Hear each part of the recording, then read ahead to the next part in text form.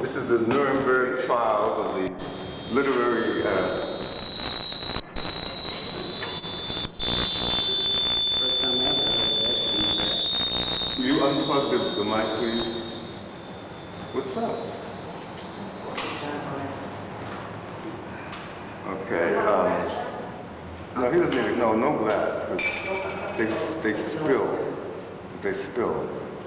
Okay. This is the Umbra Arts.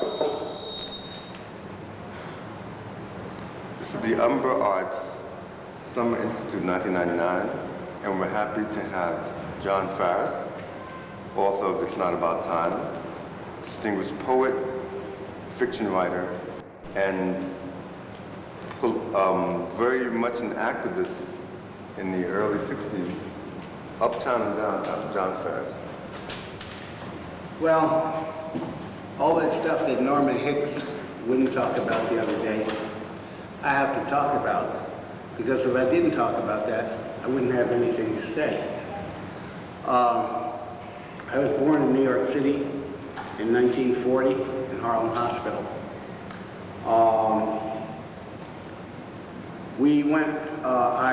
My mother was unmarried. She had 4 children by different fathers, of which I'm the second. When I was 2 years, I have an older brother. When I was 2 years old, I was taken south to Savannah, Georgia, and that's where my first memory occurs. I'm sure that the memory of the fauna informed my writing today, because there's always some animal in there somewhere, and I was very impressed by that. I stayed there for a year and moved back to the Bronx. I learned how to read before I went to school. I learned to read when I was about 3 years old, and again I was impressed by animals. Aesop's fables, and I suppose I got a sense of justice and irony from there. I couldn't stand school. I did all right until the first grade. In the first grade, the teacher told me I couldn't make an F right. I can't make an F right today. My name is Farris, so F was very important to me. But it didn't work. So I didn't have much to say about school. When I was my 13th summer, I liked girls. So I was always looking at the girls, even at that age. And I was in Brooklyn. We moved to Rockaway Beach. And I was going to see a girl in Bed-Stuy, and was attacked by a gang. They caved in the side of my head here and stabbed me in the back and all of that. I wasn't really we moved to Rockaway when I was 10. And that very first afternoon, I went over to look at the ocean. I'd never really seen the ocean, I don't remember. And I was standing there looking at it. And there was a playground here, and on the way back I met this fellow. I remember his name was Geach. He was about 2 years old and I was 10. And Geach was standing there smoking some marijuana. So I smelled it. I think I'd read something in the newspaper about this or something. And I said, "Oh, that's dope. You're going to be a dope addict." So he says, "No, I won't." And he pulled a pistol on me and said, "Smoke some." So I smoked some and I liked it. Ever since. So, okay, I'm 10 years old. So about 2 years later, as I say, I'm in Bed-Stuy, and I'm going to see this girl, and this gang, they attacked me and they stabbed me up and everything. So after that, I put a knife in my pocket. Though I'd smoked this pot and I'd done all this, and I wouldn't go to school, I still wasn't interested in, you know, hurting anybody or doing anything like that. I still had scruples and values. But I figured I'd better protect myself. So I got a little knife. And sure enough, this summer when I was 13, I was coming home and these guys wanted to attack me again, and I stabbed this kid. So the ones who stabbed me, I didn't know who they were. I wasn't going to tell on them anyway. But of course they got me and they put me in the Otisville facility up there. And they sent me to see a social worker and all that. She was about 24, 25, real cute. And she said I had no business in there. So she allowed me to come see her every week. You know, she asked me if I wanted to come every day. I thought that was too much, even though she was cute. So she let me come every week, and consequently, they let me out of there after 3 months. But still, I didn't like school. I didn't want to I wouldn't go to school. I wouldn't do anything. I just, you know, went here and there. I don't know what I did. All right. So one day I'm reading the newspaper, about 16 years old. It was the Daily News, I remember that. And there was a picture of Ted Jones in the newspaper, all dressed up in leopard skin and all this something. And all these people beating these bongos. It talked about Greenwich Village and, you know, all this bohemia. And I said, wow, that sounds right for me. And, you know, so I drifted down, drifted west to Greenwich Village. And with my luck, I was working, I had a job. I was working at, I quit school, and I was working at what is now Rockaway Peninsula Hospital. I was an orderly there. And I'd come to Manhattan, and everybody would ask me what I did, and the only thing I thought to say, I didn't want to say I was an orderly. I didn't want to say I didn't go to school. So I said I was an X-ray technician. That was the biggest thing I could think of. So I didn't want to go home. I had a home to go to. My mom loved me and everything. But you know, Rockaway's so far. And one night I went up on the roof on a building on Grove Street. And sleeping up on the roof, and here come the police.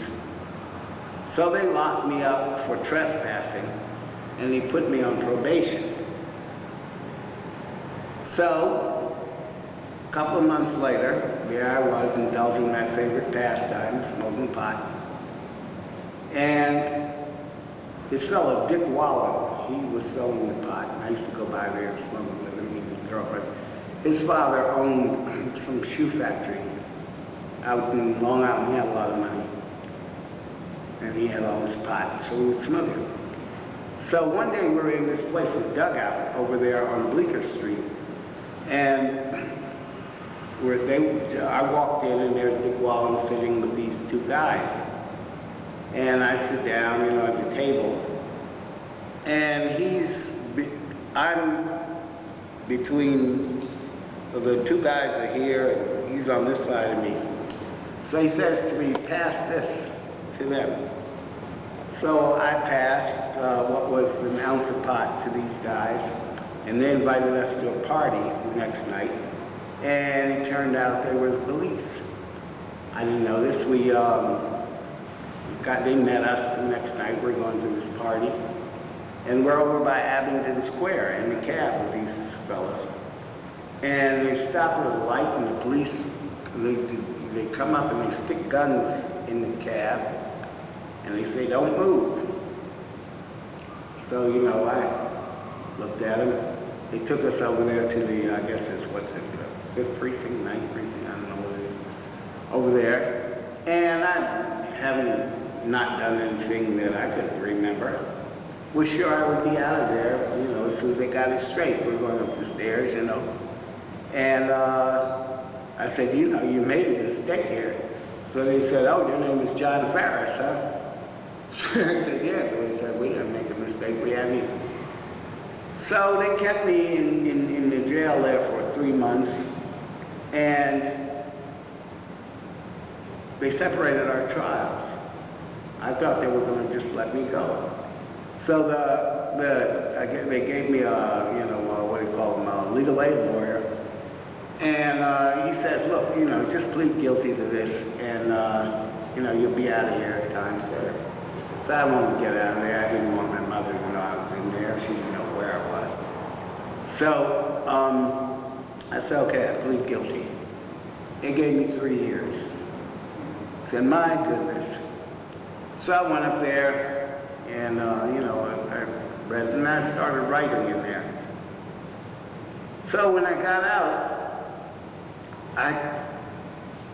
what I read in there kind of made me very political, and the fact that they put me in this place that I felt I shouldn't have been in, that Dick Wallen, he never went to jail. None of them went. So I became very political and very anti-authoritarian. And I was over in Washington Square, and I heard this guy talking to this woman in this language that I had never heard. So I asked what they were talking about, and it turned out that they were speaking Igbo. And this girl was Igbo, and her brother was Igbo. So we started hanging out, and we were right, curiously enough, I was staying in Calvin Hurton's building, 14th Avenue A. Can you believe that? It's in 1962. And they let me out of there. My mother died while I was in there. I didn't know. I was trying to get parole because I was a good fellow. I wasn't going. I started playing the trumpet in there and writing too. So, you know, they never would let me go. And then finally one day they called me. We were in the band room playing, getting ready for the Christmas program. And the guy says, you haven't heard, you know, they called me to the social worker, whatever it is. And he says, you haven't heard from your mother, have you? So I said, no. So he said, well, she died. So I said, when? It was my birthday. She died on my birthday, July 19th. So now I had no family. I haven't thought about that in a long time. So I met this girl, and we're over there on Avenue A, and my parole officer comes to see me. So he said, because they wouldn't, they finally let me out with about 4 months left on my 3-year sentence. So the guy says, well, you don't have a job yet, do you? So I said, no. So he said, well, come downstairs for a minute. So I came downstairs, and he puts the handcuffs on me and takes me back there, back down to the tube. So this girl, Chinyela, her name was, she was dancing with Olatunji. At the time, she came every day and would bring me stuff, you know, and all that. So when I came out, we got married. And, you know, that was kind of my first experience with the arts in a formal way, you know, because she danced with Olatunji. There were all these musicians. And when I was a kid, you know, 13 years old, and all 12 and 13, I was listening to jazz. I listened to jazz all night, you know, and that was why I was too tired to go to school, because that was the only time they had jazz on the radio, was from 12 to 3 in the morning. And 12 to 3 in the morning, I was listening to jazz. I was trying to play the trumpet, couldn't really play it. So I would go with her to her rehearsals, and I met, you know, everybody. You know, all of a sudden I had the time. And I had this affinity for music. Now, that was who did I meet? A couple of writers. I wasn't really interested in any writers. And it's very interesting that I lived in this building that Calvin Hurney lived in, and it's very interesting that Raymond Patterson and Calvin had both worked at the youth house. Now, I'd never been to the youth house. They had me in jail out in Nassau County, in the women's jail, so I avoided the youth house. But anybody who would work in a place like that, even though I know, you know, an out-of-control juvenile is probably the worst thing you want to encounter on a late night with nobody around, or a bunch of them. But I was basically the same guy I am now, you know, kind of irreverent, but not really, you know, not really a thug.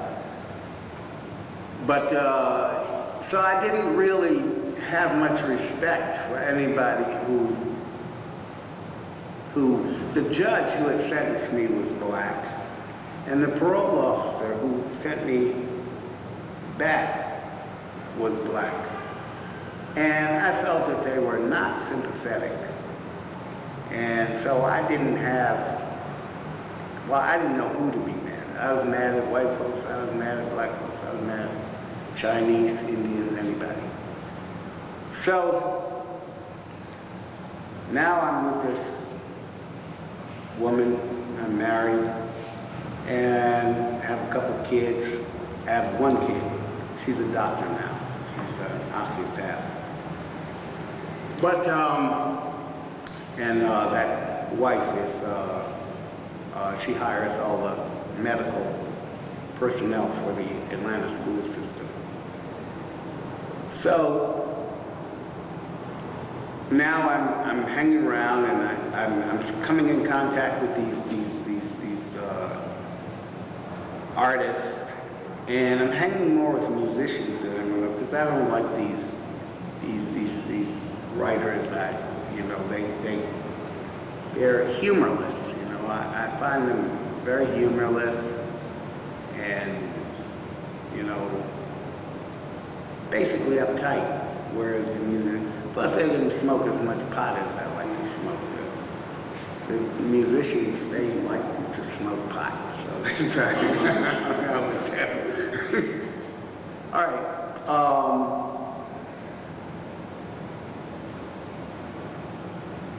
In 1964, I was working at Lord & Taylor's, and the people who danced with Chinua, my wife then, were Tina Potter, among others, and Pat, I can't think of Pat's last name. She had the first black model agency here. There are people like that were in the troupe, you know, and I would hang out with them. But in 1964, the reason I mentioned that was because I was selling shoes at Lord & Taylor's, a young New Yorker shop or something like that. And I invited all the women that I knew in the troupe to come and get some free boots. They come up, I'll just give the stuff away. So they caught me doing that, and they fired me. So now I didn't have a job, and I had this kid and this wife. So my mother-in-law owned a building up in Harlem on 114th Street. So we moved up there. And now I'm looking for something to do. I decided that since I was moving to Harlem, I was discovering Harlem. You know, I was born there. And I haven't mentioned anything about my father. Because my father, my mother's family and my father's family are the same because my father is my mother's second cousin. He was orphaned as a child. They were from Alabama and Georgia. We settled into Georgia. And he was orphaned, and he grew up with my family, with my mother's family. And he moved to New York. They moved to Cleveland. My grandfather worked on Terminal Tower, you know, and they had a working class life, you know. They bought a big house on the corner of 99th and Westchester there. Back then it was a very, very, very, very beautiful neighborhood. And that was a big corner house. I used to hate to go there because I had to mow the lawn. It was a big lawn, you know, about to the library, facade of the library. And I had to mow all that lawn. I hated going there. But,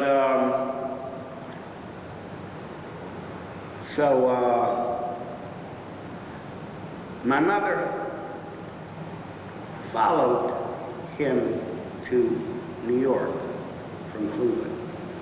I don't know who my brother, I had a 2-year-old brother 2 years older than I don't know who his father was to this day.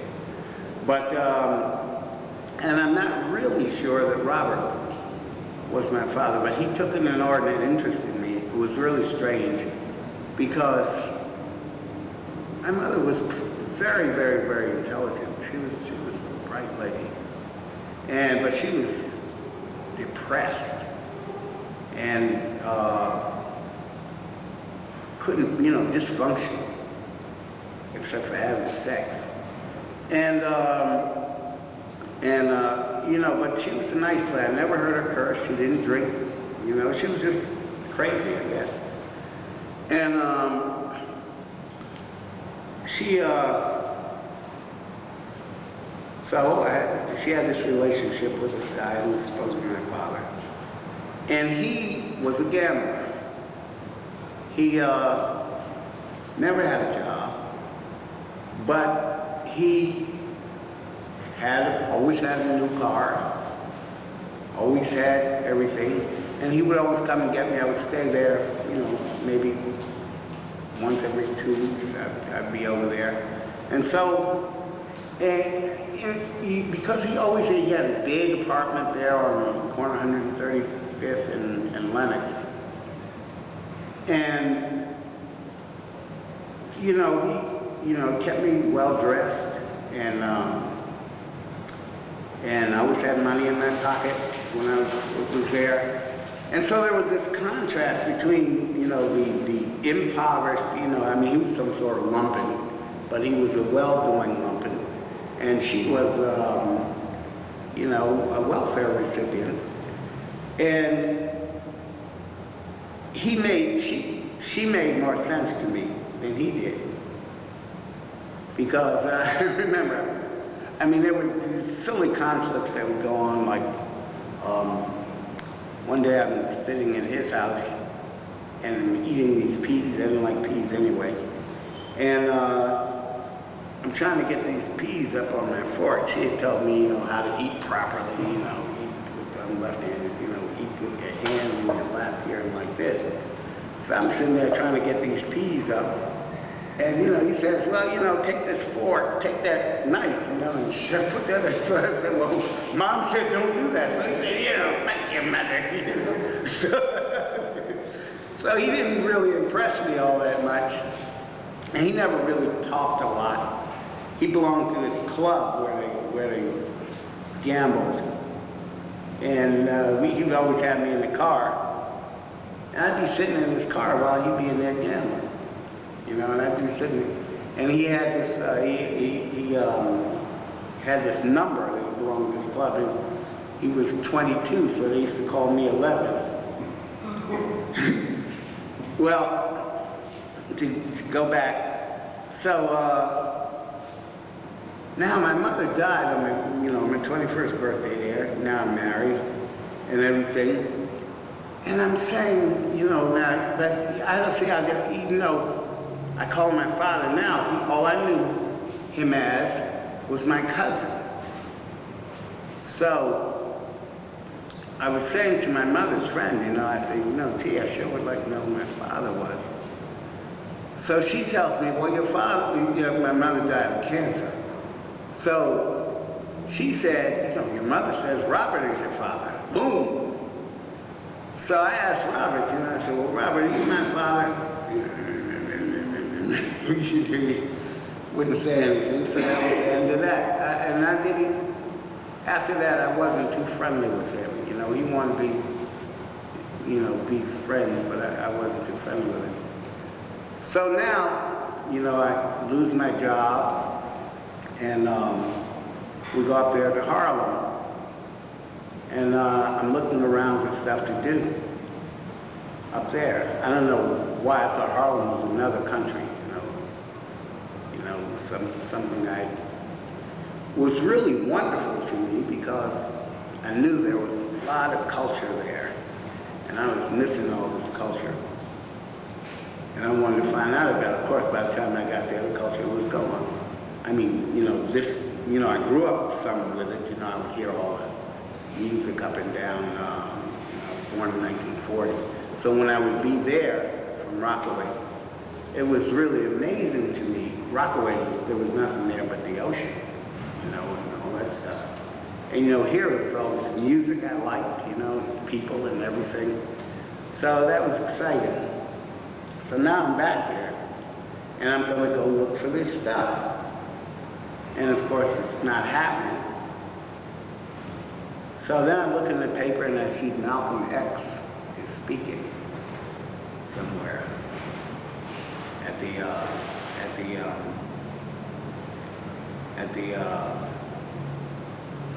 Hotel Teresa. So I go to the Hotel Teresa, and he was there. He had just come back from Africa. And I thought that was exciting, I'm hearing all this stuff, and it sounded right to me. No one was treating me right, even though these people who had locked me up were black. I mean, it was basically because I figured it out. I got from that they weren't too brown. So I joined this organization, the OAAU. And I joined it with a check that bounced. It only cost $2. So, but nobody ever said anything to me. Now, I've always had I was born in July 19th, I've always had a bit of prescience, I mean, when I was a kid, I used to always be admonished about staring at people. Well, what I was staring at was, I was looking at their whole life. I could practically see who they were, what they were doing, why they were doing it, and all that kind of stuff, right? So, I'm in this organization, and I'm looking around, and nobody looks right to me. They look like a bunch of killers. So they put me in the bodyguard, Now, I don't know anything about any bodyguard. And, of course, we would just go around every time he'd have a speech somewhere. We'd take him there, and we'd pick him up. So one day he was saying it was on the Barry Gray show. And he was saying that there were these two, one senator from Texas, and another one, I don't remember who they were, another from Connecticut. He was supposed to be the liberal one. And they were asking Malcolm all these questions about whether he was violent or not. So I wanted to go in there, and he said, no, he wasn't violent. So I said, wait a minute, how can you had the potential for violence, you're a human being. You're either not violent, one time. I mean, you're not either or, you're not cut and dry, So I wanted to go in there and tell him, that's you're being put into a bag. So they wouldn't let me in there, in the studio part to say that. I didn't care about being on it was, Barry Gray had a radio program, but it seems to me that this was television.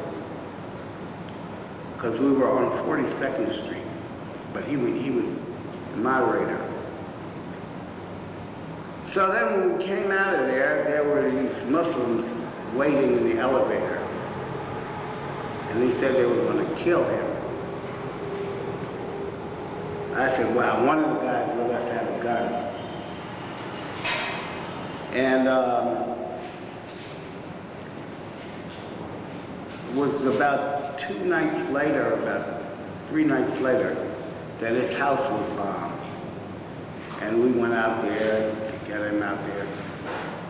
And that was on a Thursday night, I remember that. And why I remember that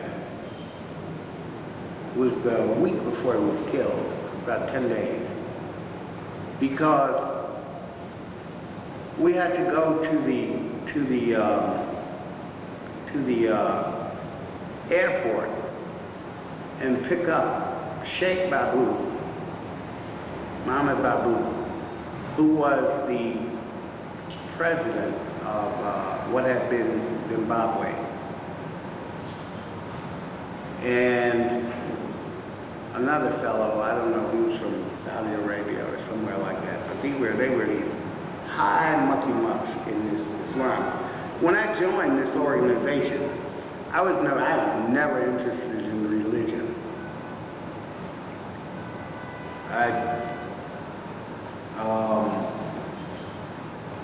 Everybody in the church, the Baptist church around there, I didn't like those people because they didn't care for, you had to,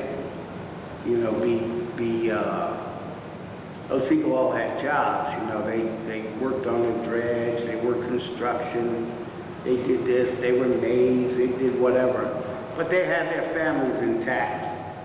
And they were very self-righteous, and I didn't like them. So I didn't have anything to do with any church or anything like that. And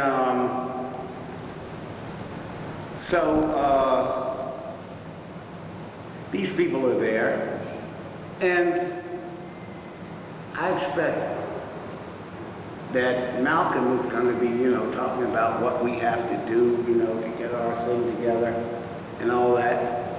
Instead, he starts telling me, he'd hear these people there, he's standing up in front of these people at the Audubon, and he starts talking about who Elijah Muhammad was having sex with.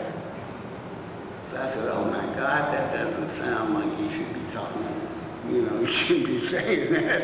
Even if it is an issue, it's certainly not an issue that he should be bringing up to these people who've come here to find out what we have to do to get ourselves together. And, he goes on with this, so I was pretty disappointed. Then the next Sunday, I had another kid by then, 2 girls. And they were sitting up in the front there on the right of the Audubon.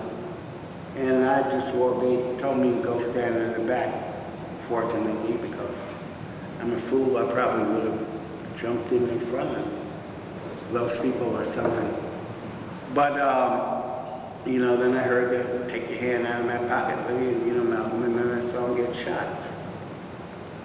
Well, that shooting left me at sea because all this amalgam business, you know, and all this working for the revolution had given me a purpose. I never had any purpose, you know. I long ago stopped trying to write. I wasn't playing any trumpet or anything like that. I was, you know, just kind of drifting around. I had a friend named Nick Smith, white kid. His family is very wealthy. And essentially, he was supposed to be getting married to this woman who had a bunch of money, more money than they had. And she jilted him, and he had all this money. And he had this little, he was a painter, trying to be a painter. He had a studio on 3rd Street, where the Hells Angels are now.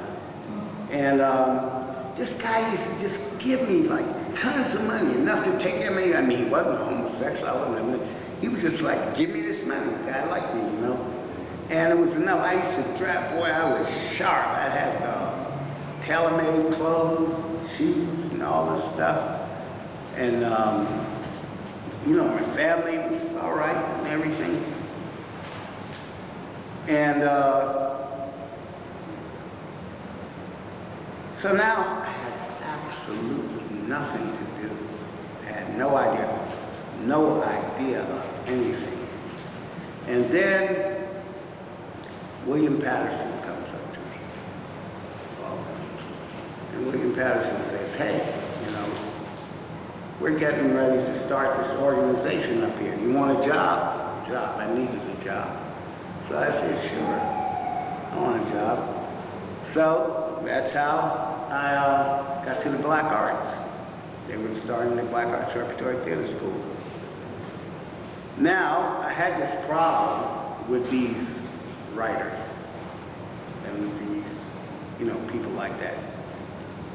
As I say, I found them very stiff, very humorless, very self-righteous. And I was very bored. I had, maybe a quarter-ounce pot. That's, I made money selling pot, too. I had about a quarter of an ounce, maybe half a pound of pot, I don't know, on me. I had a car and everything. So I'm up there, I'm stoned, I'm turning everybody on, you know, smoking pot. And these people are boring the hell out of me. And then all of a sudden, Sunrise started playing. Wow, I'd never heard of him. I heard Charlie Parker. That was the most advanced music I'd ever heard. You know, I was still in prison when the 5 Spot was happening. So I missed that. I missed that wonderful year of that music. And this Sunrise stuff was amazing. Wow. I had had a headache from all this pot I was smoking. And they made all that noise. Well, that noise they made, in spite of the noise, my headache went away. And Ra was talking all this outer space stuff.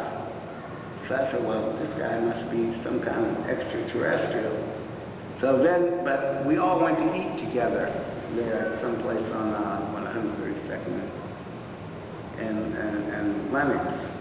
And we're sitting around that, became fast friends with John Gilmore and everybody in the band except Patrick. Patrick was very formal. He didn't want anything to do with it, much like me. But I'm looking at this, I was really impressed by Sunrise. Then he had ordered about 3 plates of food, so I said, no, this guy's not an extraterrestrial. Very human. But, so, I hung around the Black Arts, and I was supposed to be, because I had this affinity for writing, I was supposed to put out a newsletter. Well, I had no discipline, none whatsoever. And these people were very amazing to me. There was all this stuff going on. And having no discipline, I couldn't write a newsletter. Nobody knew it. Maybe I would have. I probably would have, because usually any task I'm given to do, my ego allows me to do it. It makes me do it. But I think what happened, the ego got in it. This is how I met Nancy Chandler. But and before that, it was a connection. Ted, what's Ted's last name? Ted Johm? No, Ted Wilson. Ted Wilson was working for what, the Tribune or something like that at the time. So they got Ted, they put me under Ted, and I didn't like that one bit. Consequently, no newsletter came out of the Black Arts. And somehow someone had given me this recorder, and I was supposed to be making interviews with people so that I could write in this newsletter. And I walked around with that viewer that whole summer, the summer of '65, and I don't think I interviewed one person. I just had that thing on my shoulder. And, you know, the few people that impressed me, I couldn't stand Baraka. Leroy Jones, he was that. Because I would hear all the stuff they were talking, but their actions didn't seem to, you know, I mean, I hadn't formulated anything. I was not one way or the other, you know. I had these bad feelings for everybody, as I said. And I was looking for somebody who was different. And I didn't see these people as being different. I didn't see them as being in possession of any information or any activity that would make things change. One thing that really made that clear to me was I had made friends with all these kids in my block on 114th Street. And I told them, you know, come on, you know, we're going to go up there. I didn't want them to, you know. Now, they were drifting, and I saw some of myself in them. And I said, well, come on, we'll take, I remember I marched them up to, it was really, they got all in a line, you know, double line, and marched them up Lenox Avenue from 114th to 131st, where I was going to introduce them to this Black Arts Repertory Theater School, and they were going to, you know, become, you know, acculturated. You know, they were going to, you know, learn how to do something. When we got up there, those people looked at those kids like, what in the hell is this? So the kids saw it, and they didn't want anything to do with it. They left. And I knew then that those people were not going to do anything because, you know, they still had all these bourgeois attitudes and, you know, these connections, these linear connections that would not allow them to do anything more than become professional, whatever, in the context of the society. There are people there like Joe Overstreet. Now, the person who impressed me the most, besides Sun Ra, the Sun Ra band, up at the Black Arts, was Harold Cruz. Because Harold had an axe to grind. And he liked me. And he would, you know, we would talk. I guess he realized that I didn't know anything. I was as ignorant as a blank lecture board. But, you know, he liked me and I would talk to him. So I would get a little information and I would read and I would do all of that. And then the schism came, you know, the element, the negative element up there that Baraka had brought. He brought those people up there. Patterson and Charmy and Chubbs and all these people. They got into,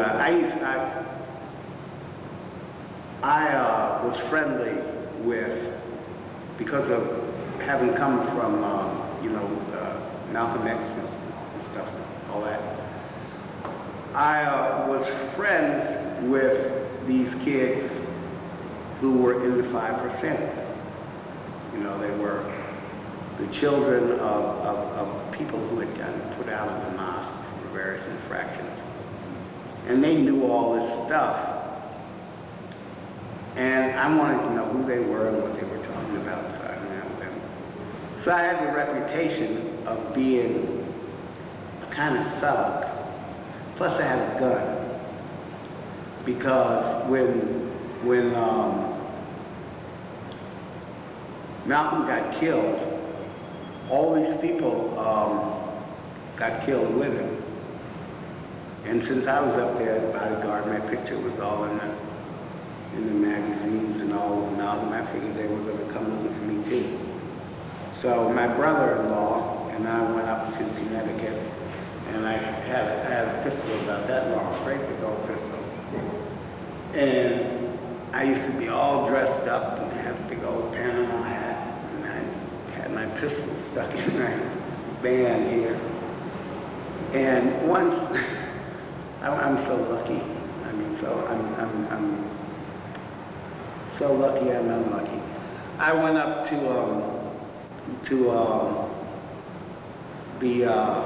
the woman I married. Then her father signed the first post-colonial constitution of Nigeria. His name was Meliaja Chukwu. And you know, they were like kind of political and all that. I mean, they were quite political. But I went to the UN. I remember I went to of all places, to the Ugandan consulate, their mission or whatever it was. And I said, I wanted to go out of this country. So this guy said, well, what are you going to do? I said, I don't know, you know. I just have to do something. I have to get out of here. They're after me, and I show him this gun I'm carrying. Look that way, don't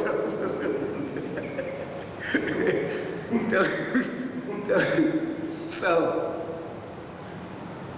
anyway, I stopped at this gun and all this stuff. And I never shot at anybody. I never even fired, you see. But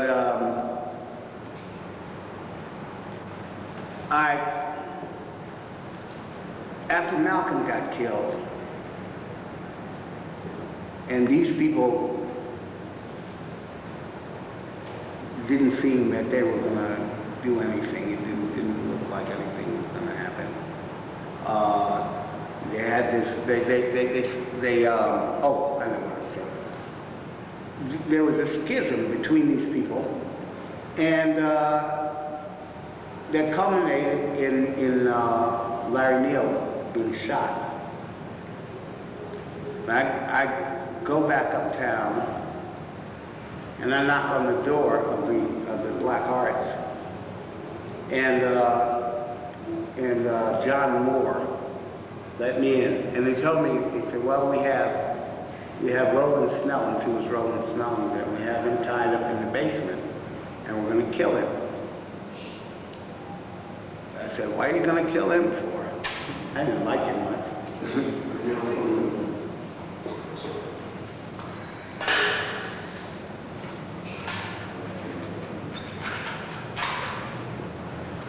I don't know if you scholars can use this stuff.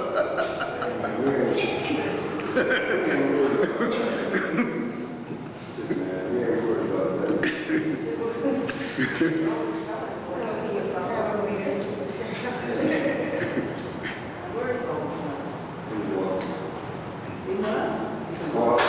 let's continue. Rolling. So, you ready? Yeah. So, he said, we've got Rolling Stones down here and we're going to kill him. So I said, well, what are you going to kill him for? I don't remember what they said. So I said, let him go. So I wouldn't let him go, so I got into a fight with them. And I had these kids, these kids were very, so I got rolling out of there. And then I left my wife. I broke up with my wife. And I moved back down here. And then I saw Roland Snellings. He was all dressed up. He's in a jalaba or something like that. Had his hair all, one of those turbans on his head and all that. And we're walking along talking, and I said, where are you going? So, no, maybe I hadn't, maybe I was still, because I was going back uptown, or maybe I was just going uptown for something, I don't know. But we were both going uptown, we started walking together, so I wanted to turn into 3rd Street. So he said, well, I can't go into 3rd Street. So I said, why can't you go into 3rd Street? So he said, well, because the Hells Angels in there. Now, remember, I used to live in that same building. So I said, this guy's full of crap. So you can't go by the Hells Angels. So I didn't have very much respect for any of them. Okay, then around the time I left my wife, and I was really, that was my only anchor. I had, no discipline, nothing to make me want to sit still and do anything, even though I was supposed to be thinking about this writing.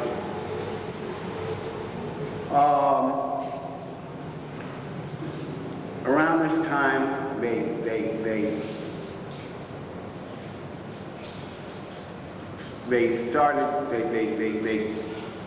started construction. They started the destruction so they could start construction on the state office building.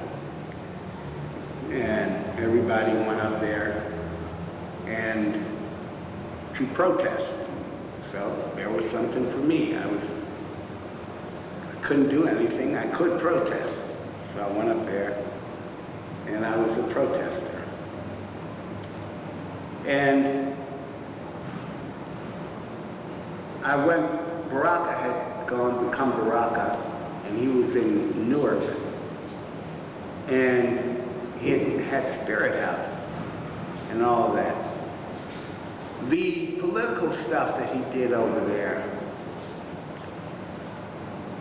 was pretty mundane to me, because I was not looking to integrate into America.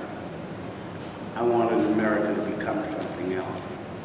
And I didn't see that what they were doing was going to make it anything worthwhile. And I remember that day I was there, I saw those kids, they were, marching around and had all this, and they were very military. And it all sounded crazy to me.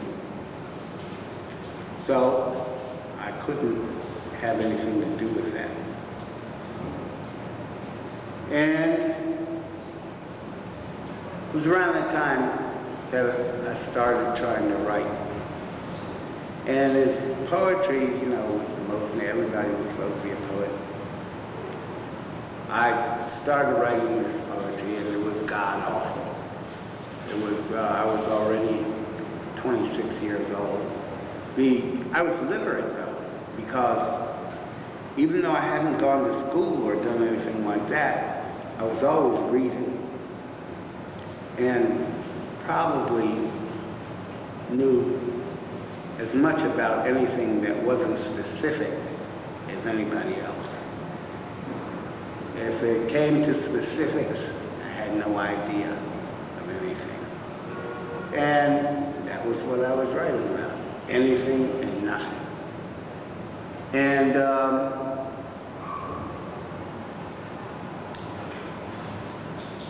I just drifted, drifted,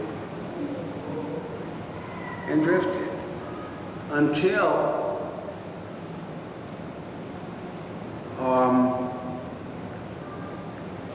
don't know what made me serious about writing. It was probably more feeling that I could do better than what I was looking at, than anything else. And that's not a good reason to write. It's better to have something to say. But, so I had to work through all of that. And then I met, I'd go up, they started the Studio Museum in Harlem. That came out of the thing. And I would go by there. And I met this woman, her name was Phoebe Lyles then. And she had some money, her father had just died, and she'd gotten about $10,000, $15,000 out of that. So I talked her into taking me down to Jamaica, so where I could smoke this pot and write and whatnot without worrying about having to go to jail. And she got pregnant, so she didn't want to go to Jamaica. She wanted to stay here, she was afraid. So she says, well, you have to go to college. So she sent me made me go to college I didn't want to go to any kind of school. So I got this, SUNY had a program there at Empire State College. It was University Without Walls. And I started writing these plays. And I had this mentor who had just gotten $65,000, or this was, 72, something like that. Had just gotten so $65,000 was still a lot of money, that was the word. He had gotten this money for a library. And I'm writing this play, and I'm coming, there were these animals in this play. It was, taking place outside of the Bronx Zoo or something like that. And, I always had this sense of humor. And, basically some funny stuff. And this guy, I showed him that play, and he says, you need to read some drama, Western drama. Now, I had read Western drama. So he recommends this book to me. It was 2,000 Years of Western Drama. I look at this thing and I think there were maybe 2 plays in this thing I hadn't read, or a scene or something like that, somewhere or somehow. And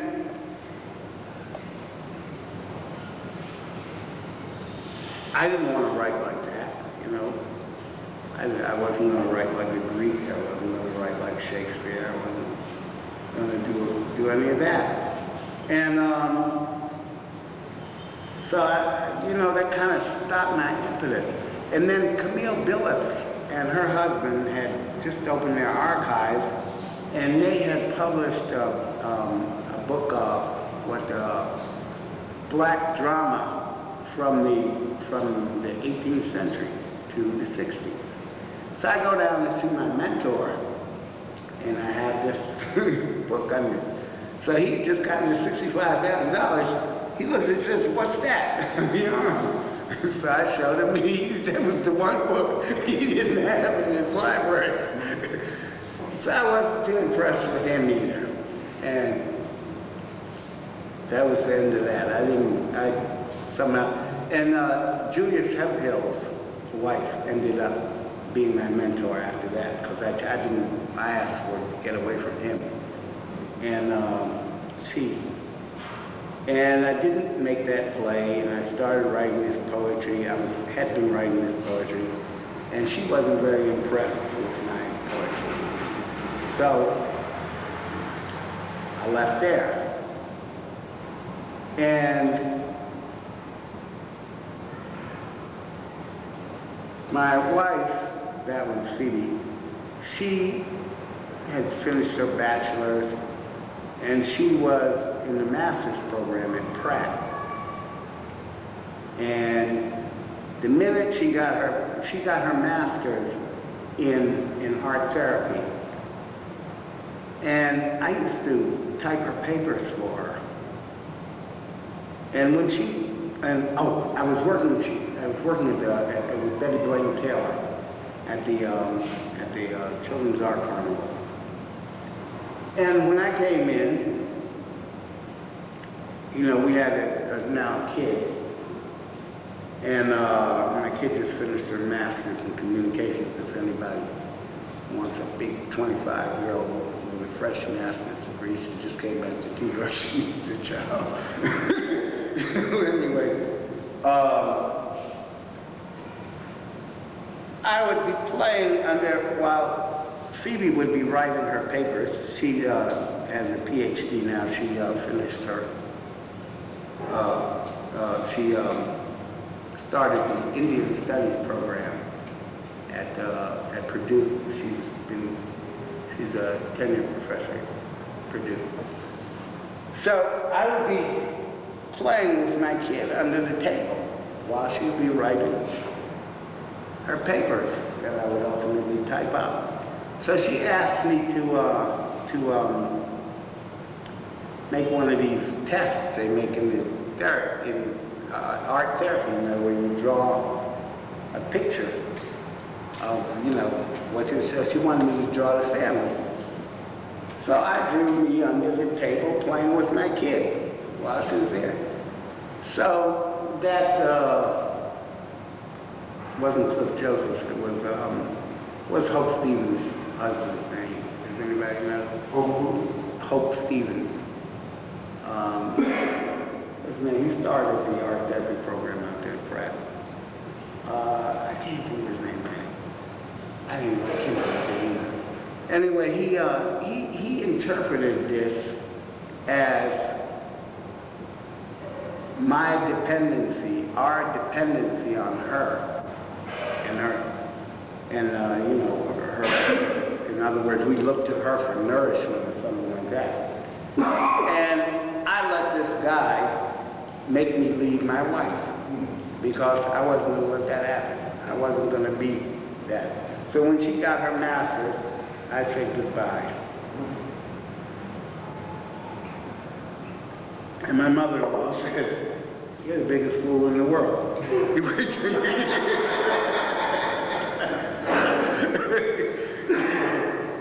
I had gotten us an apartment at I was supposed to be teaching these kids how to make poetry. Well, I could do that. And I had an assistant who was getting his master's in writing at Columbia. That was funny. I had barely been to school, had never gone to elementary school, never gone to junior high school, never gone to high school, quit college, and this guy was my assistant. Well, I could write just as good as he could. And he had gotten us an apartment over on Claremont on 25th. Well, I gave her that apartment, and I left. And met another woman, and it was Monica Pecco. And I went to California with her, have a kid out there. And around that time, I became really serious about writing. Because I was then working with teachers and writers and poets in the school and all that. So these kids were actually making me write. And the first thing that I wrote that I really liked, I'd gotten from this kid. This kid, something about George the monkey. And so I made this whole series of writing. I'd been impressed by Gene Toomer, Kane, and how he made prose poems, and so. And I started doing that, and I made these prose poems about these cartoon characters that lived in Harlem. And I got a pretty big manuscript, and then I lost the thing. But I kept writing and kept writing and kept writing and kept writing and kept writing and kept writing. Until, you can hand me that? And then I'll stop this. This poem I just made the other day. And the reason that I'm going to read it is because it took me back to that day on the beach. Because I guess of what I was doing. But this is the poem that came out of it. Encounter. He didn't know what it was, but he knew that he liked it. The swift intake of air and smoke lifting him out of the nothingness of horizon. The sudden herchiokinesia of a seagull in what had been blank sky. The idiomorphing hypophagy of a cloud. Zooms, grains of sand significant as boulders shoved aside by fiddlers. The relentlessly Sisyphean crash of waves, music echoed by shells. Each a whiffle from somewhere, bringing its gifts of seaweed, jellyfish, the footprints of pipers, language. Inventing truths he would tell his mother. He would become expert in this language, how the landscape lies. Miraculously, he would convince himself he would become a poet, and like Li Po, gaze lovingly on the plain of Yerkes. Thank you. So that was, I was smoking something. It took me all the way back there. What's that on the plain of what? Yerkes. That's a furrow of Yerkes. Y-E-R-K-E-S. It's just the moon, a furrow in the moon, in the first quadrant of the moon. In the plain, like Li Po gazed lovingly on the plain of Yerkes. They got a bar named after him in San Francisco. Oh yeah? Li Po bar. Oh yeah, Li Po was, I was very impressed by the Chinese. I was reading all that stuff. And I read, I don't know who compiled that. It was The Wisdom of China and India. That made a big impression on me. Do you want to take a break and then we should continue with our discussion? Oh, I'm great unless you have something to ask me. I mean, that's it. Nuts. Oh, really? Okay, well, wait a minute. Are we going to take a break now? I don't know, John, it's up to you, John. You want to take a break from Yeah, let's take a break. We can do some questions and Sure. And we'll say a break. Okay. No, you're on. You're rolling. Okay, we're rolling. Let's take one. Quiet on the Saturday. Okay, we're rolling. Okay, now I have some questions for you. Sure. I kind of want to go back some ways before we go, just get a little bit more contemporaneous. And just some,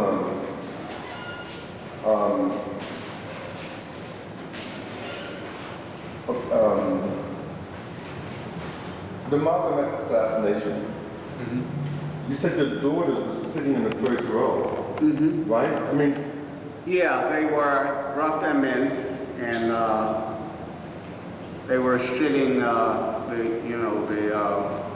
the back of the Audubon would be where we are. That's the entrance, where you come in.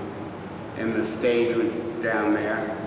and they were sitting in there were booths on that side, and they were sitting in the booths right up there in the front. Now, could you kind of describe and narrate the whole scene from when you came in and set the door down and was there to when you got them at some point after this? Yeah, like I said, I had a car, so I driven them up there, and parked and got out, put them inside, and we were stationed around these bodyguard type fellows. I guess they were all like me, it was just our affinity that placed us there, except for the thugs. I mean, the real thugs, the killer types. They were there, and I was told to go stand in the back. I remember when we went in that day,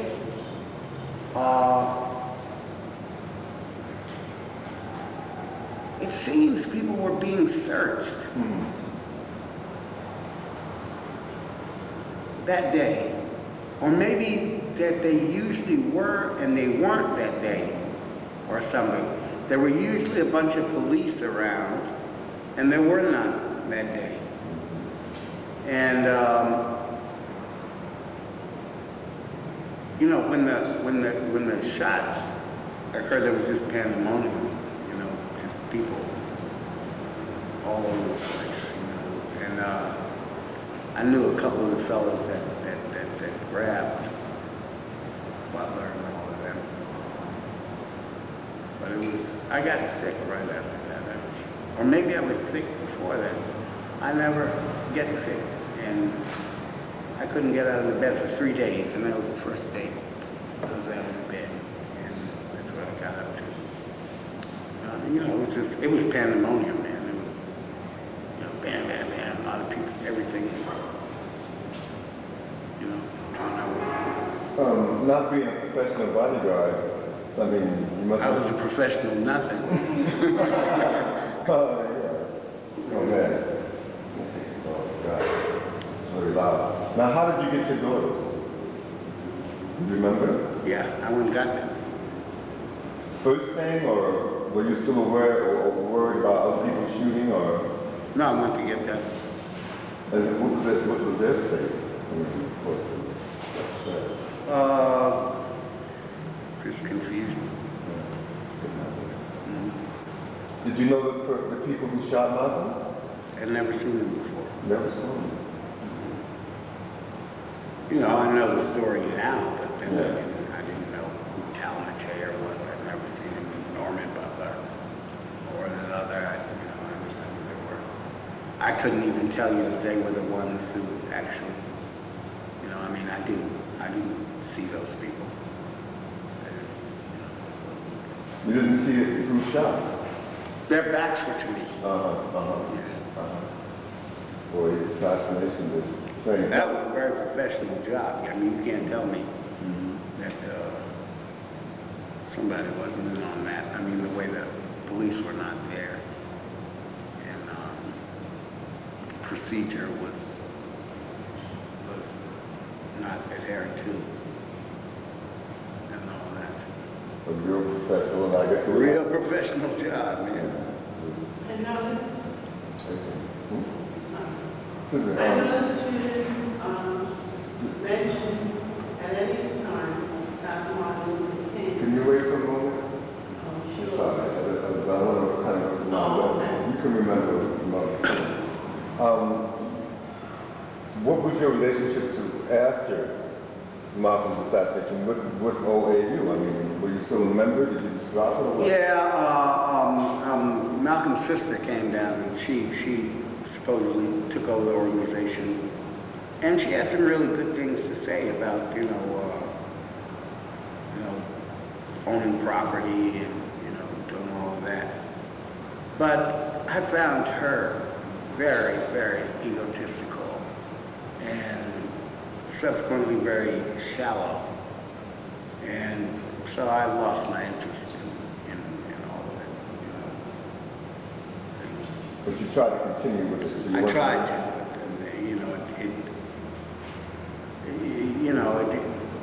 Malcolm, whatever his faults were, was a very charismatic person, and very, very.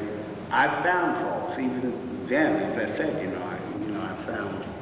I was also very, very put off by the fact that this man at his age had no idea that there were Muslims who had blue eyes.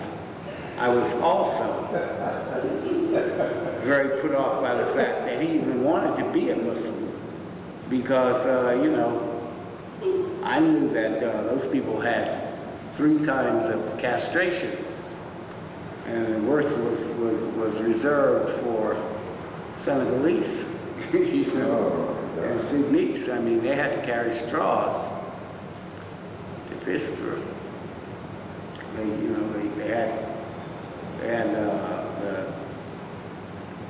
They would cut off the testicles, or they would slit whatever that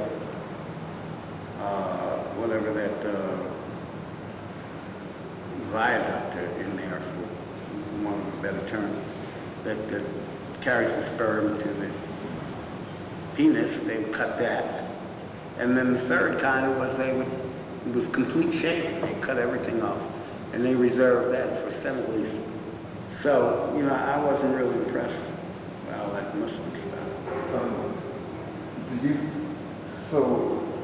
Why did they do it? Was this because of some religious codes that were broken, or that this was done for, or was this...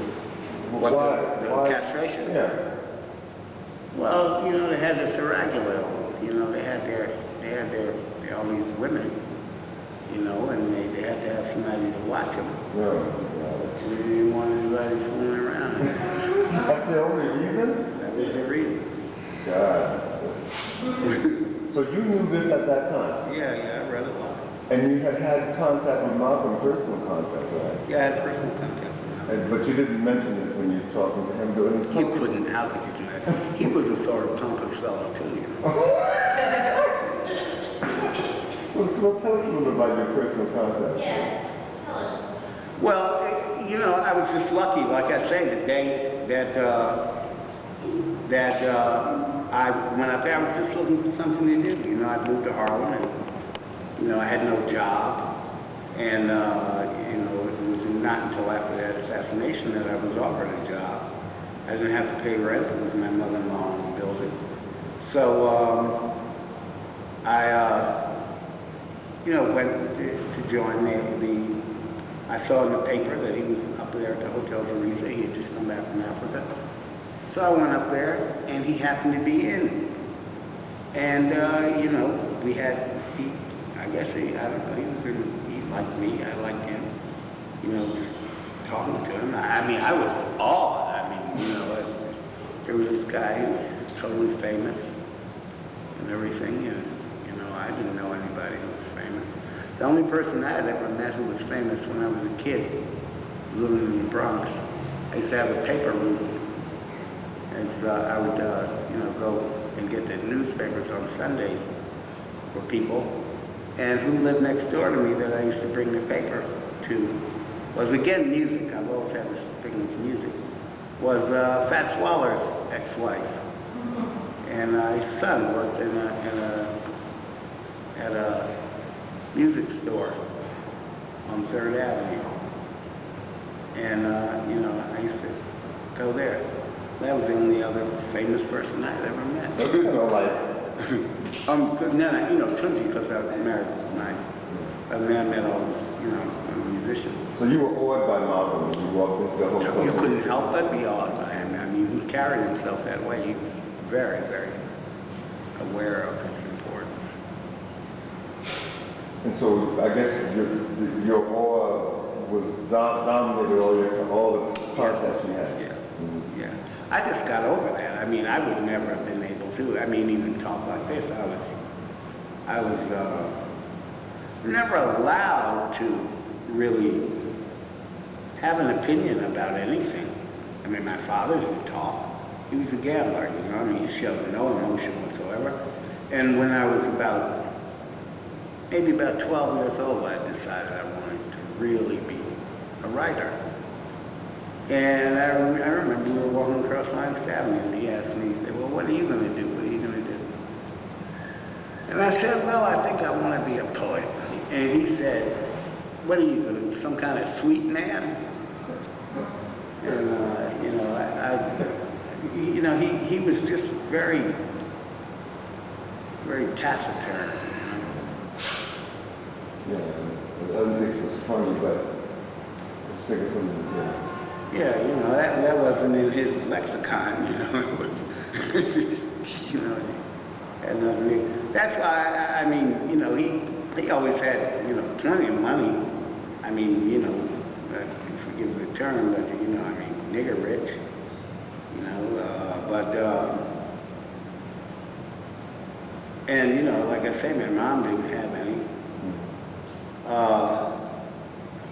So, I mean, material things did not impress me because there he had all this stuff and she had nothing, and she made more sense to me than he did.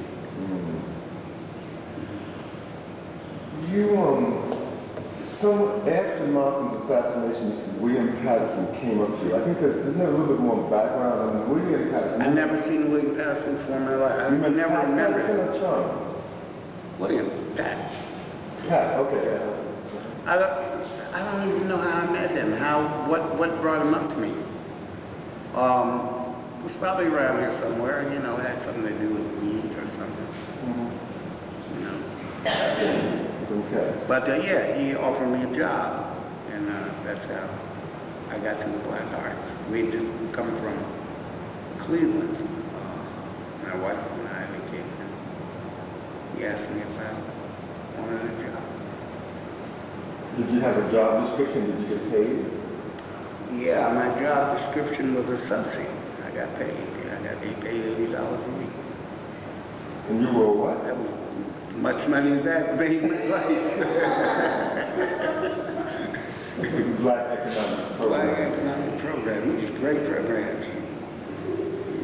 What do you say your job was, or what?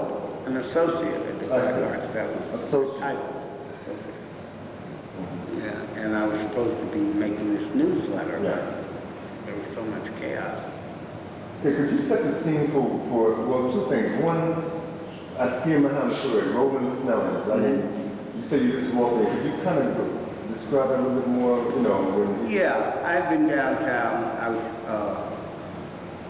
Bernard Pettaway, Sun Ra had two trombonists in the band at that time, and both of them had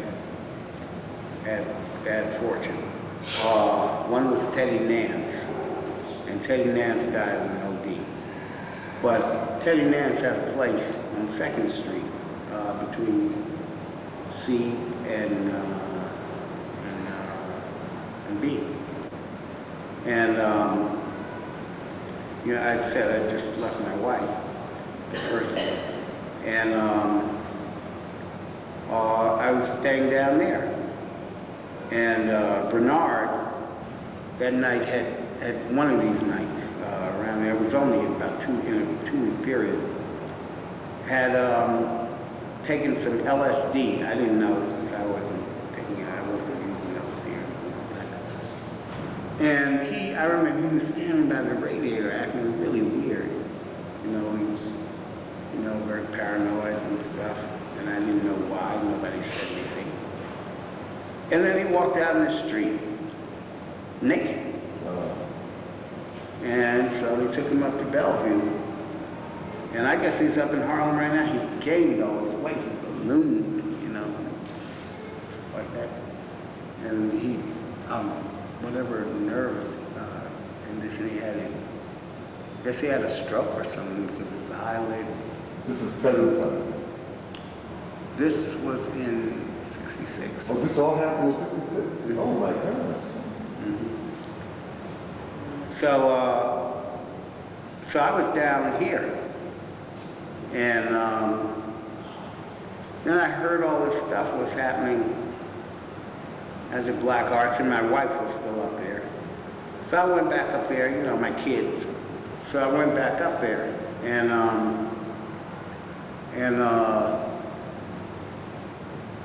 the door was closed. You know, the door at the Black Arts was always open, you know.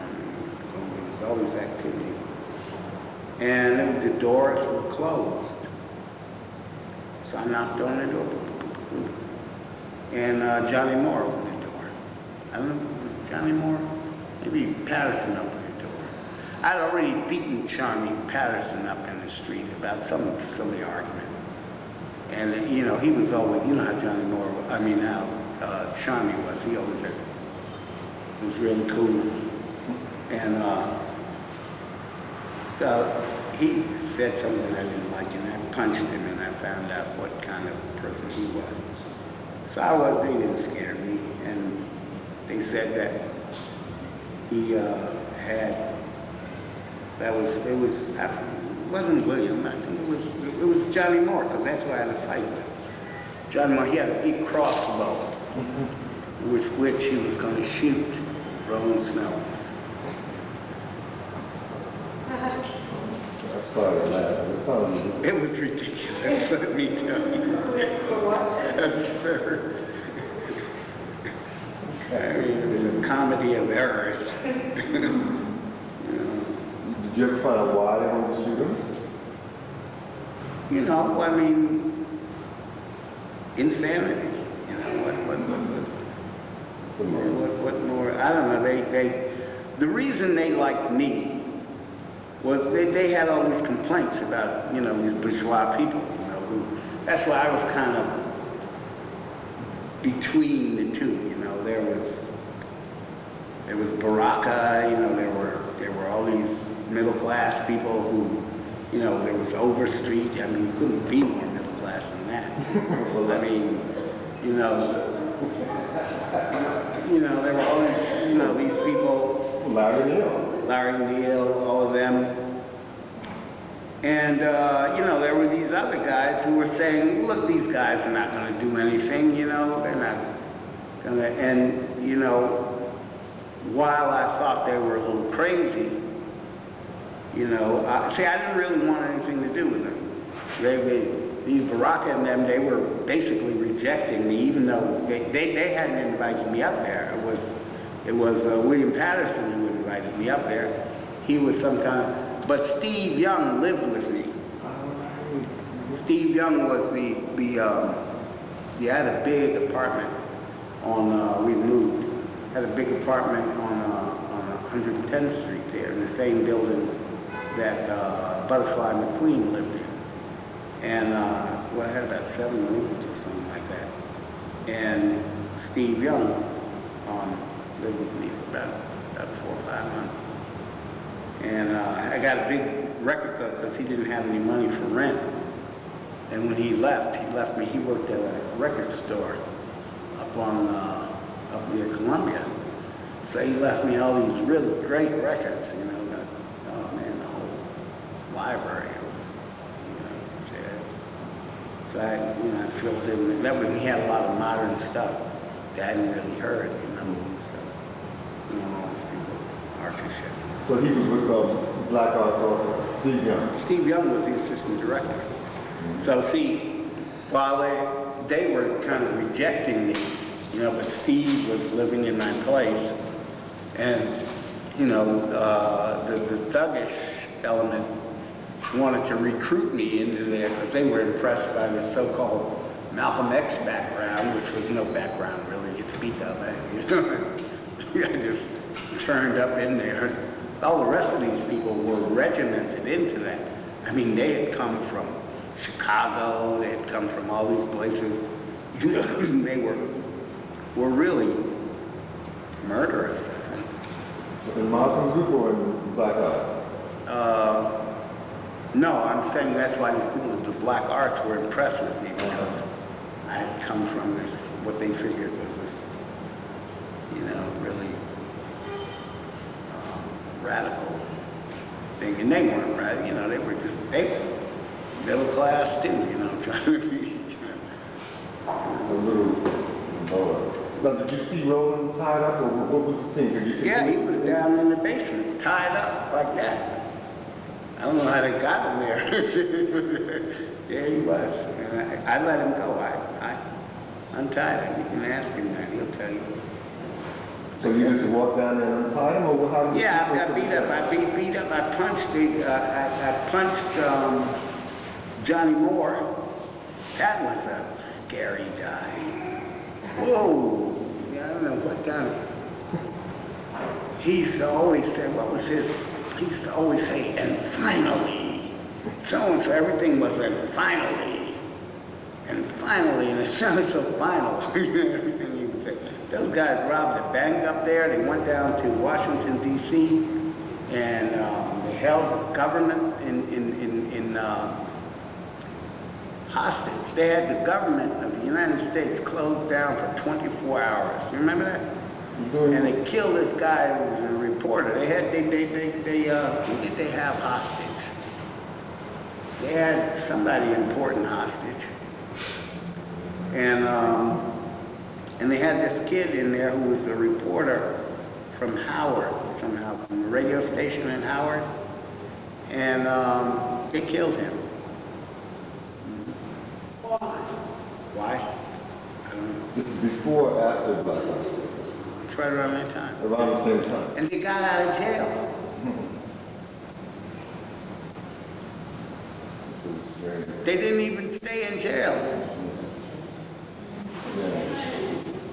Well, okay, so Roland was tied up. I think I have one more question. We'll open it up about that time. The shootout that resulted in Larry Neal getting wounded. I wasn't up there that day.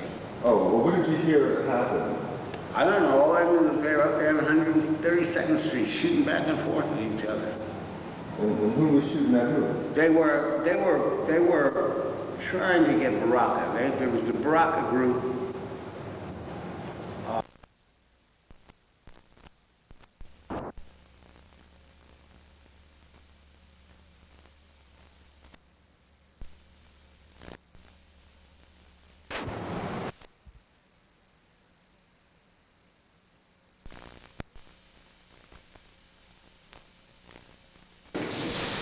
Okay, this is Joe Johnson, Umbra Arts Summer Institute, 1999, oral history. Joe Johnson.